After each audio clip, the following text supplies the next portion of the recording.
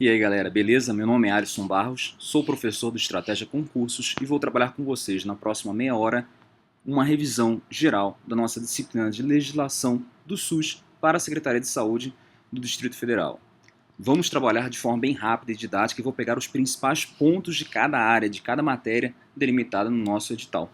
Primeiro ponto, então, da Constituição Federal. Quando a gente trabalha com isso, temos que ter noção básica aqui, e aí eu vou sempre trazer as tabelas e os mapas mentais que nós trabalhamos em aula.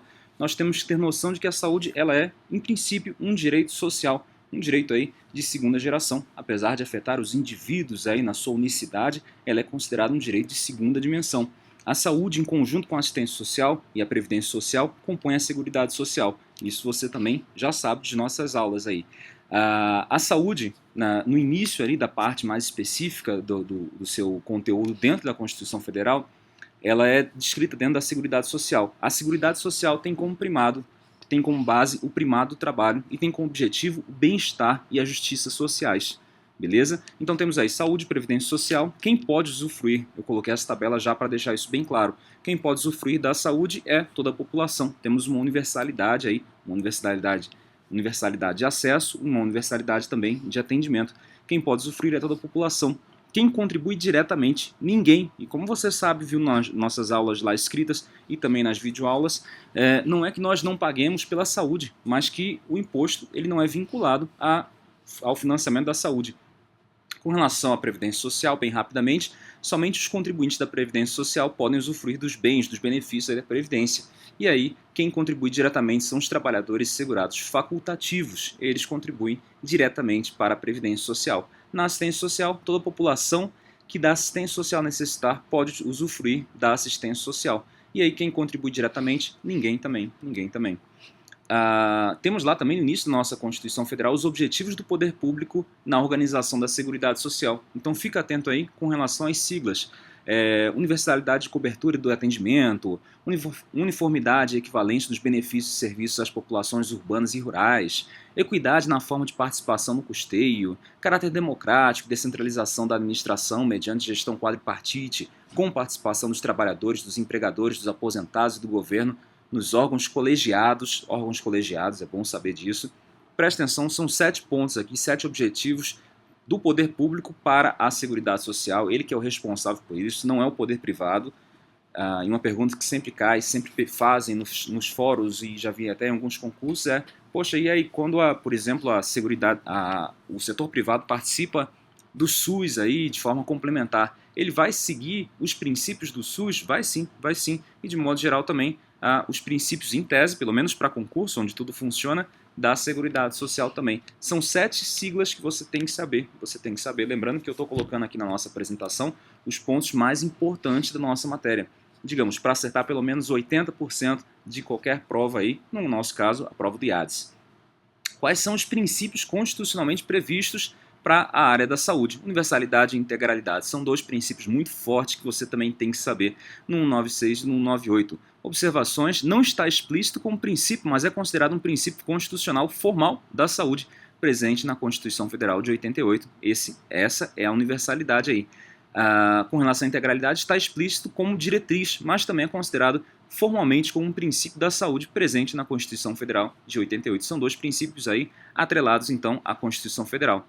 O que está escrito, então? A saúde é um direito de todos. Não está escrito universalidade, mas está escrito a saúde é um direito de todos. Então, universalidade. E na integralidade, atendimento integral com prioridade para as atividades preventivas. Prioridade não quer dizer que vai só executar isso, mas que também vai enfatizar esse ponto, sem prejuízo dos serviços assistenciais. Beleza? E aí, abaixo, uma pequena definição. O direito da saúde é um direito fundamental de todo e qualquer cidadão e que não depende de contraprestação financeira alguma para o seu exercício. O Estado, por sua vez, tem o dever de garantir os devidos meios necessários para que os cidadãos possam exercer plenamente esse direito. Com relação à integralidade, isso gera um pouco de confusão, mas aqui você vai esclarecer isso.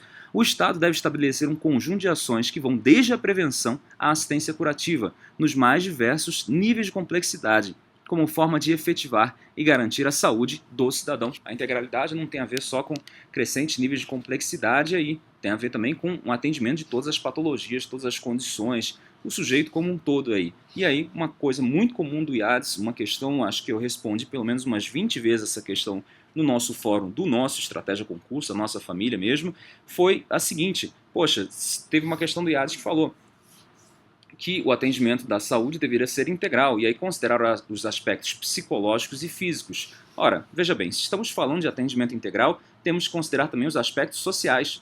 Concepção da ONU aí, bem antiga, diga-se de passagem, da fundação dela, fala que a saúde é um complexo sistema biopsicossocial. O bio poderia ser o físico, claro, psicológico e social também. Então, se faltou uma dessas três, desconsidere, a assertiva vai estar errada. Nós temos aqui, decorrente então desse slide, de que as ações de serviço de saúde possuem as seguintes características, certo? Isso no início, lá na parte da saúde. São de relevância pública, cabe ao poder público dispor sobre a sua regulamentação, a fiscalização e controle. É uma execução que deve ser feita pelo Estado, diretamente, ou pelo Estado através de terceiros. E aí, no caso, a contratação com o setor privado. Ainda assim, nós não temos a vedação de participação de pessoa física ou jurídica de direito privado. Preste muita atenção. Uma coisa é o SUS, outra coisa é a rede privada de assistência à saúde. Princípios constitucionais presentes no artigo 198. E agora a gente vai aprofundar um pouco isso, ok? A maior parte das bancas acaba confundindo princípio e diretriz. A gente vai falar um pouco aqui dos princípios e daqui a pouco diretriz, das diretrizes do 198. Então, princípio da regionalização e da hierarquização. O que é o princípio da regionalização? Organização de regiões de saúde mais próximas do usuário. Claro que a ideia aqui é trabalhar com regiões de saúde, é trabalhar com o planejamento, monitoramento e avaliação da política pública mais próximo do usuário. A ideia é trazer uma racionalidade para isso. Se tivermos sempre legislando daqui de Brasília, não saberemos nunca o que uma pessoa lá de Cabrobró, por exemplo, está necessitando, beleza? Princípio da hierarquização, distribuição de responsabilidades e papéis entre os entes da federação e da oferta de serviço de saúde de acordo com os níveis de complexidade dos serviços. Tranquilo? 2 princípios básicos aqui do 198.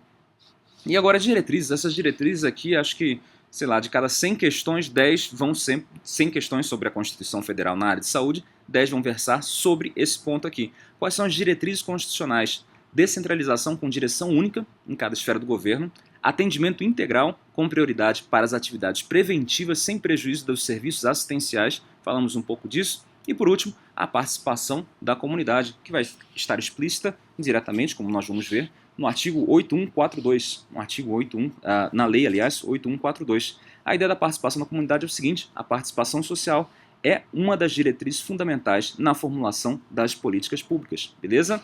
Seguindo aqui, temos o seguinte: a aplicação de recursos mínimos na área da saúde. E aí, nós temos que fazer um misto, nós temos que fazer uma associação da Constituição com a Lei Complementar número 141 de 2012. Também importante, não está direto no seu edital, certo? Mas você tem que saber disso. Aliás, você sabe também que o orçamento da saúde, ele é um orçamento que vai envolver aí a União, no caso, dependendo de cada ente aí, União, Estados, Municípios, Distrito Federal e outras fontes. Aqui, na Lei Complementar número 141, que eu reputo indispensável para o seu concurso, você tem que saber com quanto cada um contribui, União, Estados, Municípios e DF. Na União, o montante correspondente ao valor empenhado no exercício financeiro anterior, não é no mesmo exercício financeiro, acrescido de no mínimo percentual correspondente à variação nominal, não à variação bruta, do PIB, ocorrida no ano anterior ao da Lei Orçamentária Anual. Claro, é a partir disso que nós temos uma projeção de receitas para o SUS. Tranquilo? Nos estados, municípios e DF temos um percentual aí, um percentual estabelecido. Na União não temos um percentual. Nos estados é 12% da arrecadação dos impostos estaduais, municípios 15% da arrecadação dos impostos municipais, e no DF, como ele acumula as duas funções aí, uma característica de município e de estado, 12% de arrecadação dos impostos estaduais e 15% dos correspondentes aos impostos municipais. Beleza? Simples e fácil, é uma questão de numeração. Os estados arrecadam menos do que os municípios? Não, o percentual é menor. Mas, claro, o estado é muito maior e consegue ter um montante violentamente maior do que os municípios. Arrecadam 12%, município 15%. Continuando aqui, ainda dentro da Constituição, você sabe que a assistência à saúde é livre à iniciativa privada. Isso você sabe. A participação de instituições privadas é complementar à ação pública. Isso significa dizer que a responsabilidade de ter e manter o SUS no país é exclusiva do poder público, mas que a iniciativa privada pode, não deve, certo? E aí a gente vai entender daqui a pouco por que pode e não necessariamente deve atuar na assistência à saúde dentro desse sistema.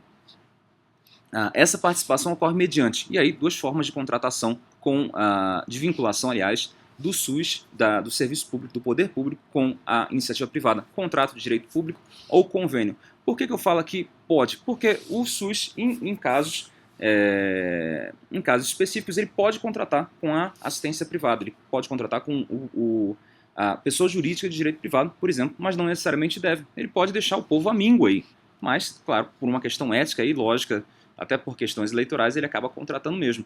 Lembrando lá do artigo 199, a gente sabe que as instituições privadas elas poderão participar de forma complementar do SUS, segundo diretrizes deste. E aí, segundo diretrizes deste, é algo que eu quero que você grife na sua aula escrita aí, que nós trabalhamos com tanto afinco no Estratégia Concursos. Por quê? Segundo diretrizes deste. O que isso quer dizer? Que o cara da iniciativa privada ele vai ter que obedecer às regras do SUS, às diretrizes do SUS. Não adianta ser uma coisa bagunçada, não é Lavantur não.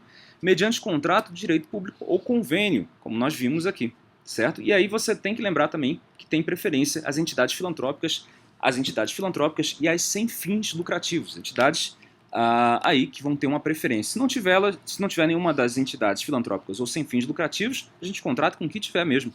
As atribuições do SUS, de acordo com o CF, com a Constituição Federal, são as seguintes. E aí, aqui, os verbos no infinitivo. Controlar e fiscalizar, executar, ordenar, participar, incrementar, fiscalizar de novo, inspecionar. É bem geral na Constituição Federal, eles deram umas definições bem amplas mesmo. E aí é bom você ter uma diferenciação bem clara com relação a alguns termos que sempre aparecem dentro de provas e dentro da Constituição, na Lei 8080 também. Seguinte, promoção significa fazer promoção de saúde. Sempre quando isso aparecer, você tem que saber o seguinte. Isso significa fazer com que as pessoas tenham saúde. Então, qualquer ação de promoção de saúde tem o objetivo aí de propor estratégias para fazer com que a saúde ocorra, beleza? Proteção da saúde significa impedir que algo nocivo à saúde ocorra. É muito semelhante, é muito parecido aí. Alguns autores inventam outros tipos de definição, mas essa é a mais clara, é a mais utilizada mesmo. Promoção significa fazer com que as pessoas tenham saúde, proteção significa impedir que algo nocivo à saúde ocorra. A recuperação, por sua vez, é o processo de restauração da saúde de quem já está debilitado. Indo agora para a Lei 8080, como eu disse, eu ia ser bem rápido e aqui a ideia é fazer um vídeo apenas de revisão, então você tem que necessariamente, se você leu nossas aulas com bastante afinco, você tem que necessariamente recobrar essas informações que eu estou trabalhando. Não tem nada de novo aqui para o nosso aluno, já que tem uma certa experiência com o nosso material. Quem que é o responsável aí pela saúde? Quem é o responsável pelo SUS? Obviamente o Estado. E o que ele faz? Com qual objetivo? O Estado tem ele faz o seguinte, ele faz a formulação e execução das políticas econômicas e sociais com o objetivo de redução de riscos de doenças e de outros agravos. Além disso, ele estabelece condições que assegurem acesso universal e igualitário às ações e aos serviços de saúde através da promoção, proteção e recuperação da saúde. Lembrando que essa expressão sempre aparece.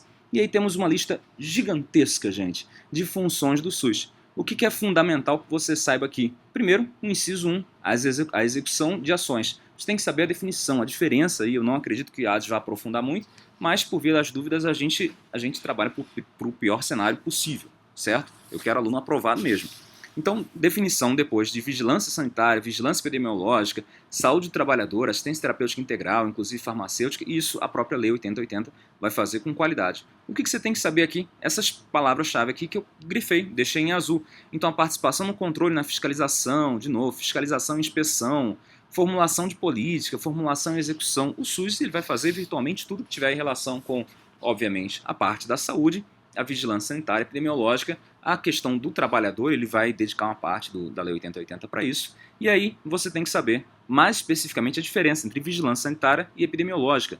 A sanitária tem relação direta com os riscos à saúde. Seu objetivo é duplo: eliminar, diminuir ou até prevenir esses riscos, olha que tende a uma ação a priori, e intervir nos problemas sanitários decorrentes do meio ambiente, da produção e circulação de bens e de prestação de serviços de interesse da saúde. Como eu disse, a vigilância sanitária a gente pode entender como sendo uma área de atuação aí a priori, antes da doença, antes do surgimento da doença, de um modo geral, veja bem.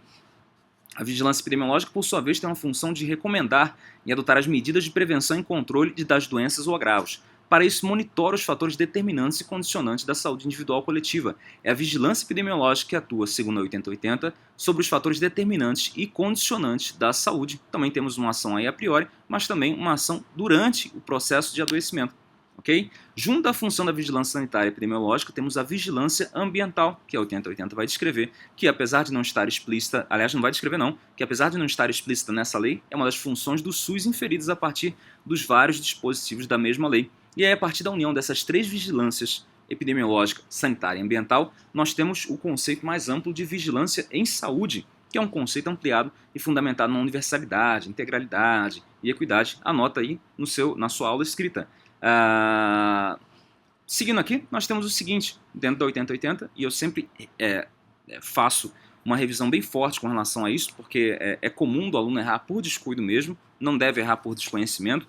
A iniciativa privada participará de forma complementar, a palavra complementar é muito forte aqui, na prestação de ações de serviço de saúde em relação ao SUS. Um ponto também que gera muita confusão aí, e é fácil de revisar, é a diferença entre a CIT e a CIB, as CIBs no caso. A Comissão Intergestores Tripartite e a Comissão Intergestores Bipartite. Qual que é a ideia aqui, gente?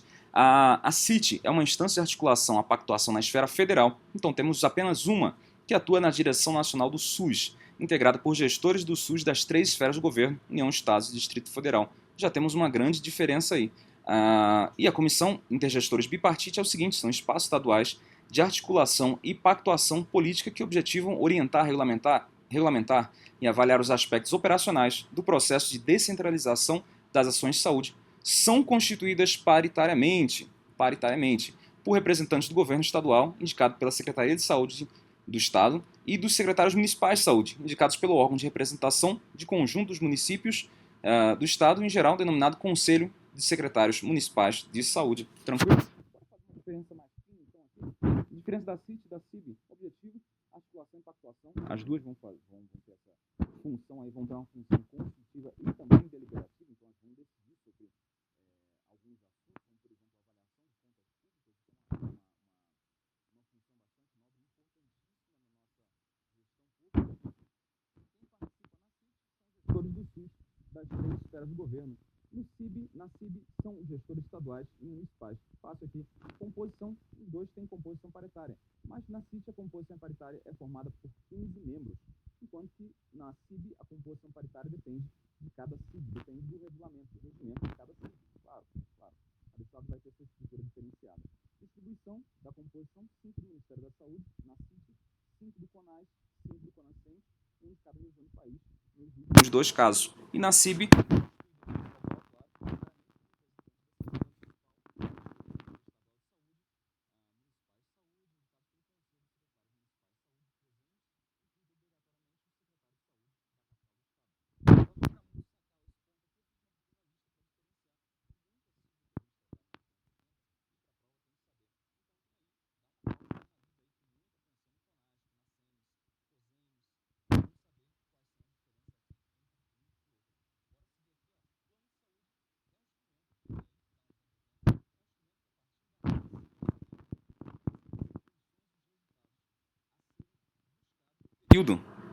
a serem buscados no período de 4 anos de cada esfera do governo.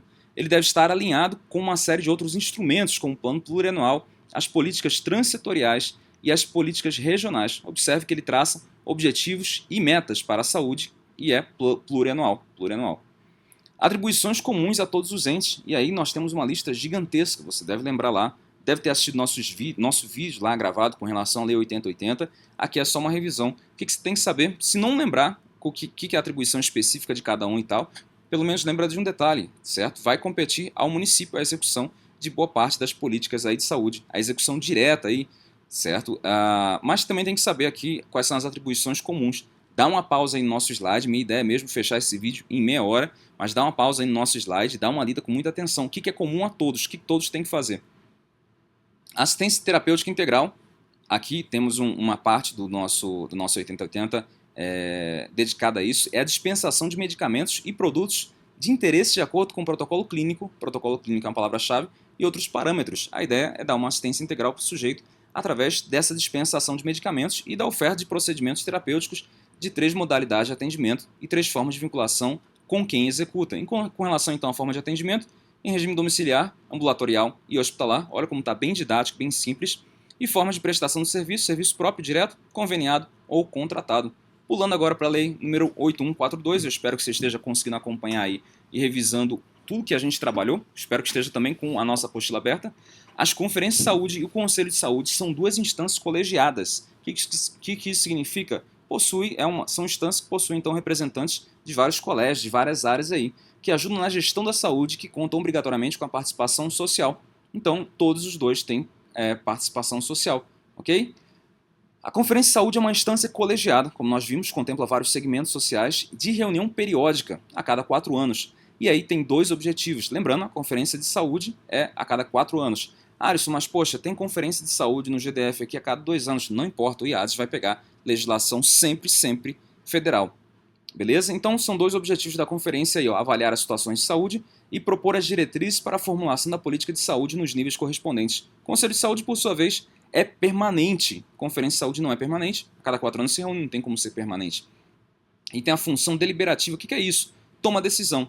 Deliberação significa tomar decisão. Isso significa que o Conselho tem o poder de decidir sobre atribuições de sua responsabilidade. Esse Conselho é composto pelos seguintes representantes. Então, representantes do governo e prestadores de serviço, são 2 categorias aqui, claro, profissionais de saúde e usuários. Com relação a essa composição, o que nós temos? Nós temos 50% da composição do Conselho de Saúde das entidades de usuários, certo? De entidades de usuários, aliás. 25% de entidades de trabalhadores de saúde, que é o número 2 ali, e 25% de representantes do governo de prestadores de serviços privados conveniados ou sem fins lucrativos, que é o número 1. Então, número 1, 25%, número 2, 25%, número 3, 50%. Isso, em qualquer esfera, em qualquer nível, essa distribuição não pode mudar, mesmo por regulamento interno. Voltando a falar um pouco da conferência, quem convoca essas conferências? O Poder Executivo ou, extraordinariamente, o Conselho de Saúde ou o Conselho de Saúde. E aí, outro ponto importante aqui, para finalizar aqui a Lei 8142 que nós estamos trabalhando, municípios, estados e DF só recebem recursos do Fundo Nacional de Saúde se possuírem cumulativamente. Então tem que ter esses 6 pontos aqui sempre. Hoje em dia quase todos têm.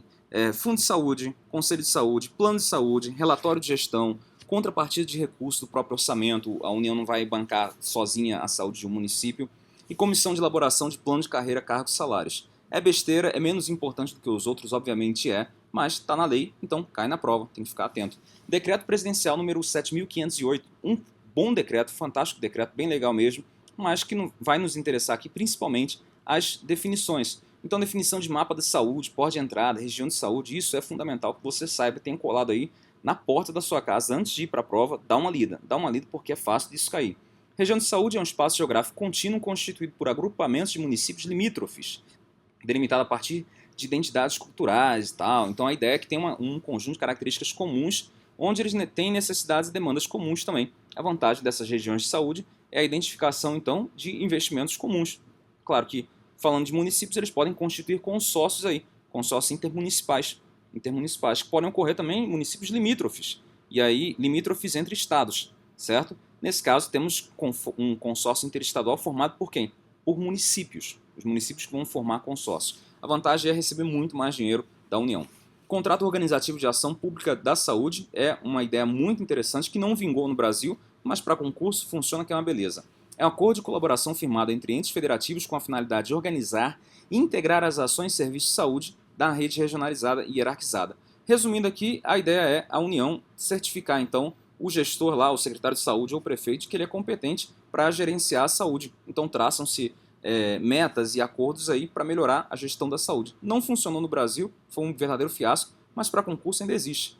Porta de entrada são serviços de atendimento inicial à saúde do usuário no SUS. No caso, a porta de entrada não vai estar aqui nesse ponto, mas é a unidade básica de saúde, deveria ser. Alisson, quer dizer que eu não posso ir direto para o hospital? Poder pode, mas o ideal é que você saia da atenção básica para ir para outras atenções com um nível maior de complexidade. Comissões intergestores são instâncias para atuação consensual entre os entes federativos para definição das regras de gestão compartilhada do SUS. Mapa de saúde é uma descrição geográfica das atribuições de recursos humanos, e aí, no caso, quais são os profissionais e serviços oferecidos, e de ações e serviços de saúde ofertados pelo SUS e pela iniciativa privada. Em tese, toda região, todo o Brasil teria que ter um mapa assim. Claro que você nunca encontrou isso disponível na internet dessa forma. E pela iniciativa privada, considerando-se a capacidade instalada existente, os investimentos e o desempenho aferido a partir dos indicadores de saúde do sistema. Se isso existisse, a saúde não estaria um caos. Rede de atenção à saúde, conjunto de ações e serviços de saúde articulados em nível de complexidade crescente, do menos complexo para o mais complexo, com a finalidade de garantir a integralidade. Serviços especiais de acesso aberto e protocolo clínico. São dois últimos conceitos aqui, fortes também, bem interessantes. Serviço especial de acesso aberto são serviços de saúde específicos para atendimento da pessoa que, em razão do agravo ou de situação laboral, necessita de atendimento especial. Então, é um serviço mais especializado. Por fim, protocolo clínico e diretriz terapêutica, é um documento que estabelece critérios para o diagnóstico da doença ou do agravo. É um conjunto de protocolos aí que o sujeito vai utilizar. Mas temos ainda, dentro dessa lei, alguns pontos também fundamentais, e eu vou destacar 2 pontos aqui. Para ser instituída a região de saúde, deve conter no mínimo as ações e serviços de atenção primária, urgência e emergência, atenção psicossocial. Isso vai implicar, gente, na constituição de região de saúde, no recebimento de recursos. Então, todo município está interessado. A região de saúde será instituída pelo Estado, em articulação com o município, e é respeitada, claro, como vocês sabem, as diretrizes pactuadas na Comissão Intergestores Tripartite. E aí, para ter isso, tem que ter atenção primária, urgência e emergência, atenção psicossocial, atenção ambulatorial, vigilância em saúde. Ok? O acesso universal e igualitário é ordenado às ações e serviços de saúde o acesso universal e igualitário ordenado às ações e serviços de saúde se inicia pela porta de entrada do SUS e se completa na rede regionalizada e hierarquizada de acordo com a complexidade do serviço. E aí temos aqui a descrição das portas de entrada: a atenção primária, a atenção de urgência e emergência, a atenção psicossocial, as atenções aqui especiais de acesso aberto. E aí, para terminar essa parte da legislação, você tem que diferenciar RENASS de RENAME, beleza? A Relação Nacional de Ações e Serviços de Saúde compreende todas as ações e serviços do SUS que o SUS oferece ao usuário para atendimento da integralidade de assistência à saúde. Estamos falando aqui de ações e serviços. A Relação Nacional de Medicamentos Essenciais vai tratar, obviamente, do quê? De medicamentos. Então, essa relação é fundamental para a dispensação de medicamentos. A RENAME será acompanhada do Formulário Terapêutico Nacional. Guarda essa palavra, é uma expressão-chave aqui que vai aparecer nesse ponto. Resolução 453, a gente está quase terminando aí nossa aventura por todo o nosso edital, nos pontos principais, obviamente. Essa resolução do Conselho Nacional de Saúde foi editada em substituição à resolução 333, vocês devem se lembrar isso da nossa aula, e tem como objetivo instituir, reformular, reestruturar e definir o funcionamento dos conselhos de saúde. É uma resolução organizada em diretrizes, e aí nós temos aqui primeira diretriz, segunda, terceira, quarta, quinta. Eu vou ser um pouco mais objetivo aqui e vou trazer para vocês o resumo da principal diretriz, a primeira diretriz. Então, qual que é a ideia aqui? Estamos falando do Conselho de Saúde. Então, o Conselho de Saúde é uma instância colegiada, deliberativa, permanente. Beleza, isso você já aprendeu de outra parte da nossa aula e outra legislação. Pertence a cada esfera do governo, ao Ministério da Saúde, à Secretaria de Saúde do Estado, Distrito Federal e dos municípios, e a composição e organização em competências é fixada na Lei nº 8142, como você também já sabe. A sua função é formulação e proposição de estratégias, controle da execução de políticas de saúde, inclusive nos seus aspectos econômicos e financeiros. Tranquilo, foi uma repetição de muito que a gente já viu. Em função do seu caráter participativo, entendido como um dos maiores instâncias para o exercício da democracia direta, porque nós temos a participação aí de 50% dos usuários, como você lembra, os conselhos de saúde atuam na proposição, discussão, acompanhamento, deliberação, avaliação, fiscalização. Então, aqui é a parte onde nós validamos a política pública. E aí, nós tivemos aí um pequeno resumo com relação a tudo que nós fazemos, esses conselhos de saúde fazem. Então, competências aqui, competências dos conselhos de saúde.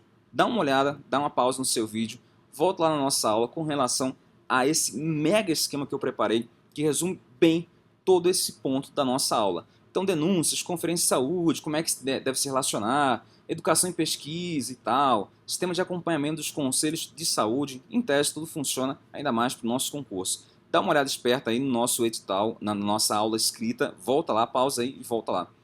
Para quase terminar, falta pouco, nós temos o modelo de Dahlgren e Whitehead, as influências em camadas dos determinantes sociais da saúde. Temos determinantes lá descritos, claro, na nossa Lei 8080, certo? Mas não são exaustivos. A ideia é que, depois da reforma sanitária, começamos a utilizar em larga escala aqui, seja dentro da legislação vigente, seja dentro da Comissão Nacional de Determinantes Sociais da Saúde, uma comissão aí bem parada, vocês viram as críticas que eu coloquei na nossa aula, mas a ideia é que nós utilizamos esse modelo de um modo geral. Então temos fatores mais específicos aí, E esses determinantes sociais da saúde engloba, preste atenção nisso, fatores individuais e sociais, não são só fatores sociais, são individuais e sociais, e aí a partir de camadas mais internas, como nós vemos aqui nesse modelo, idade, sexo, fatores hereditários, até camadas mais externas, condições de trabalho, desemprego, a economia, a cultura de uma sociedade, fatores mais proximais e mais distais.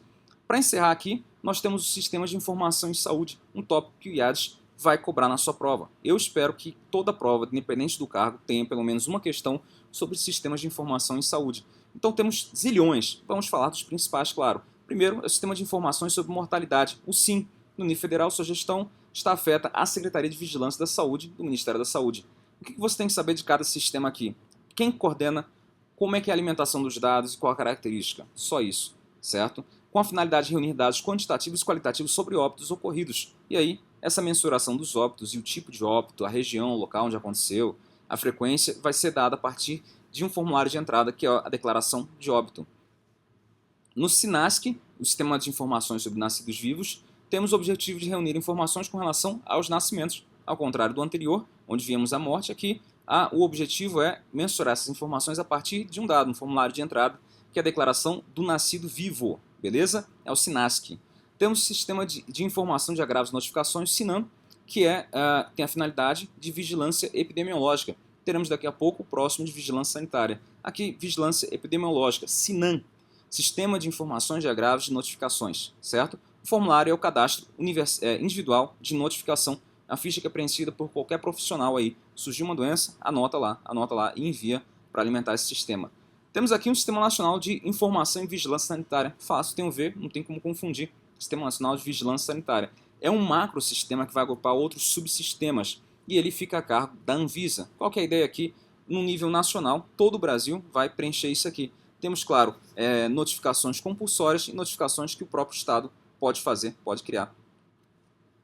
Temos o Sistema de Informação Hospitalar, no Sistema Único de Saúde, o SUS, onde a gente vai mensurar aí como é que está o andamento de cada hospital, morbidade hospitalar, autorização de internação hospitalar e tal, as internações. É para ter um panorama de como anda a saúde dos nossos hospitais. Temos o Sistema de Informação Ambulatorial, que vai fazer a mesma coisa, só que no nível dos ambulatórios. Temos o Sistema de Informação do Programa Nacional de Imunizações, que vai medir a quantidade de pessoas vacinadas, necessitando aí de vacinação também, um calendário de vacinação, quantas doses foram aplicadas e tal. É assim, quando a gente olha lá para o plantão da Globo, falando quantas pessoas ainda faltam ser imunizadas, é a partir desse sistema que temos essa informação. E aí o SIAB, o nosso aposentado já SIAB, é um sistema de informação da atenção básica para o acompanhamento das ações e dos resultados das atividades realizadas pelas equipes do Programa da Saúde da Família, certo? Pode cair em concurso, muito concurso ainda cobra isso, beleza? Não vou esperar nada diferente do SIAB e ele foi substituído pelo ESUS. O ESUS, Atenção Básica, é o novo sistema da atenção básica que substitui o SIAB para atender aos diversos cenários de informação e conectividade dos serviços de saúde. Oferece 2 sistemas de software aqui para operar desde uma unidade básica sem computador com sistema com a coleta de dados simplificado e aí vai também trabalhar com o prontuário do cidadão. Aqui temos a ênfase na atenção básica, mas vez ou outra, outro tipo de informação também surge que não é da atenção básica. Para finalizar, penúltimo slide, sistema de acompanhamento do programa de humanização no pré-natal e nascimento, o SIS pré-natal. O IADES gosta disso, incrivelmente, eles têm uma preferência aqui e outra ali, isso é importante saber. O sistema de acompanhamento do programa de humanização no pré-natal e nascimento tem por objetivo o desenvolvimento de ações de promoção, prevenção e assistência da saúde de gestantes e recém-nascido, certo? E aí, dica final aqui é o seguinte, a ideia é, independente de ser o SIS pré-natal, tudo que for muito bonito, tudo que for, digamos, muito coerente, muito romântico, cor-de-rosa, é o que o IADES quer. Então fica muito atento a isso. Não estou falando só dos sistemas de informação, estou falando também de qualquer política do governo. O IADES adora fazer isso. Então perguntou sobre diretriz e tal, que é humanamente impossível decorar todas as diretrizes, todos os programas governamentais. Vai nessa dica aí, você tem muita chance de acertar.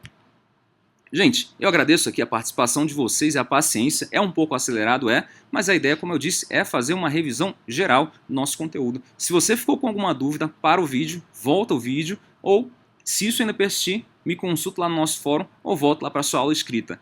Todo o conteúdo que eu trabalhei aqui está lá no nosso curso do Estratégia Concursos, beleza? Desejo a todos aí uma boa prova, vocês estão me representando na hora da prova, por isso que eu fiz o meu melhor trabalho aqui para isso, e eu espero que isso corresponda mesmo à prova do IADES. Tranquilo? Um grande abraço, fiquem todos com Deus e boa prova. Tchau, tchau.